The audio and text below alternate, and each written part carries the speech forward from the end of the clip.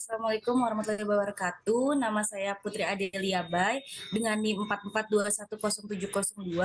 Saya dari kelas 44.4A.37. Di sini saya akan memenuhi tugas dari Corporate dan Human Relation. Saya akan mempresentasikan gaya komunikasi dari seorang tokoh Najwa Shihab.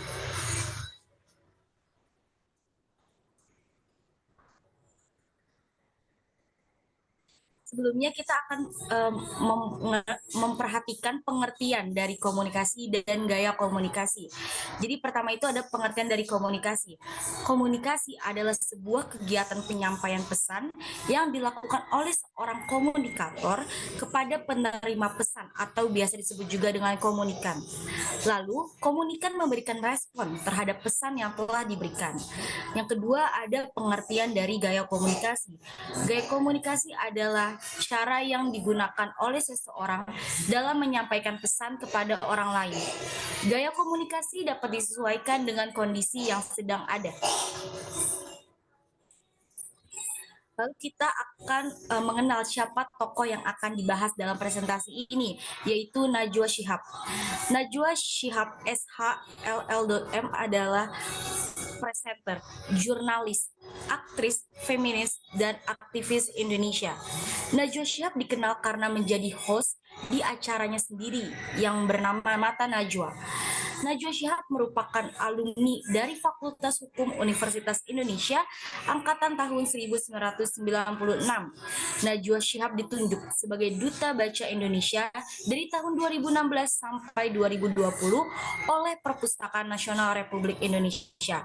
Di tahun 2005, Najwa mendapat penghargaan dari PWI Pusat untuk laporannya dari Aceh. Lalu setahun berikutnya di tahun 2006, Najwa terpilih sebagai jurnalis terbaik Metro TV. Macam-macam gaya komunikasi.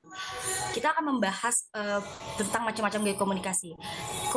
Gaya komunikasi memiliki 3 macam, yaitu pasif, agresif, dan pasif agresif. Gaya komunikasi pasif. Orang yang mempunyai gaya komunikasi pasif cenderung mendengarkan orang lain dan mengalah terhadap argumen orang lain. Apabila kita analisis dengan gaya komunikasi Najwa Shihab tidak memiliki gaya komunikasi pasif karena Najwa tidak akan mengalah kepada argumen dari narasumbernya ataupun lawan bicaranya. Yang kedua ada gaya komunikasi agresif.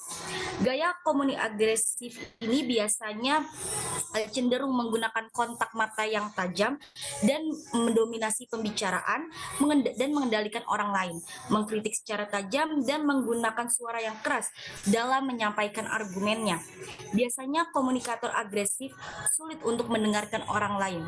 Najwa memiliki gaya komunikasi agresif.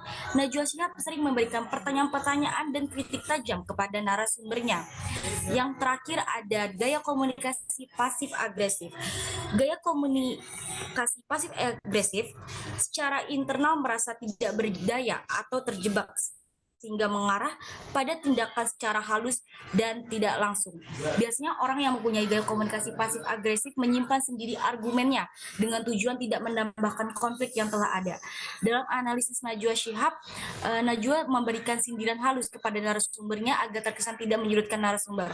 Hal tersebut membuktikan bahwa Najwa Shihab mempunyai gaya komunikasi agresif dan juga pasif agresif.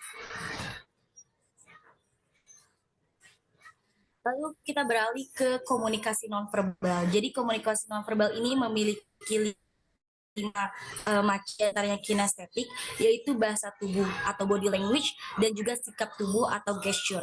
Yang kedua ada tampilan, yaitu melalui gaya busana. Lalu ada paralanguage atau nada suara, kecepatan suara, dan juga intonasi suara. Yang keempat ada haptik, yaitu mengenai keakraban dan kedekatan antara komunikan dengan komunikator. Dan yang terakhir adalah okulesik, yaitu komunikasi melalui tatapan mata. Pertama, kinestik.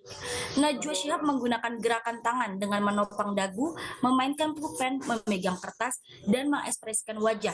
Saat mewawancarai Yasona Loli, Najwa meletakkan tangan di dagu, mencontohkan badan dan menatap lawan bicaranya dengan tajam.